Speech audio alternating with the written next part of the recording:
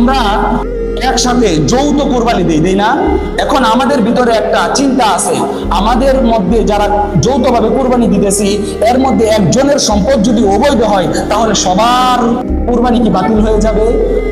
এরকম একটা প্রশ্ন আমাদের সমাজে আছে না নাই? অনেকে ডাইরেক্ট মুখে বলে দেয় ওর কোরবানি হবেই না, বলে কি বলে না?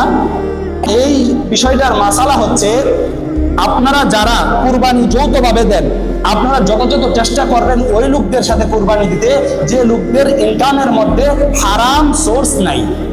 হারাম সোর্স নাই, আপনারা এরকম লোক বেছে বেছে বের করবেন। এরপরেও আপনারা যদি ওই রকম লোক থাকেও যে যারা হারাম খায় থাকেও তাদের সাথে যদি আপনারা কোরবানি দিতেই হয় তাহলে তাদেরকে আপনারা বলে রাখবেন, ভাই কোরবানি হচ্ছে একমাত্র আল্লাহকে রাজি খুশি করার উদ্দেশ্যে আমরা কোরবানি দিতেছি। এই কোরবানির ভিতরে যদি হারাম প্রবেশ করে কোরবানি হবে না। যেহেতু হবে না হারাম প্রবেশ করার কারণে, তাহলে আমরা চেষ্টা করব হারাম টাকা যেন এই কোরবানির মধ্যে না লাগাই, এরকম শর্ত আপনারা দিয়ে দিবেন।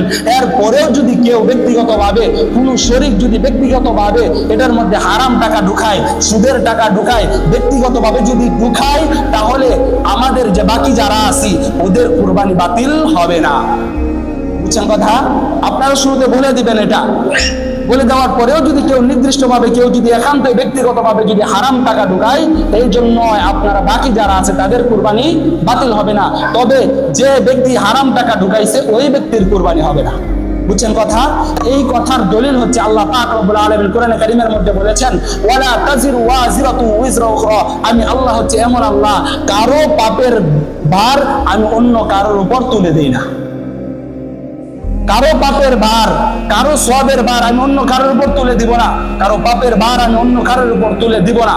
তার মানে যেহেতু আল্লাহ বলছে কারো পাপের ভার কারো গলায় তুলে দেওয়া হবে না, তার মানে বোঝা গেল আমার সাথে যে শরীক দিচ্ছে ওই ব্যক্তির টাকা যদি হারাম হয় তাহলে আমার কুরবানি বাতিল হবে না। তবে আমার তার সাথে আগে এই কথা বলে রাখতে হবে। বুঝছেন কথা?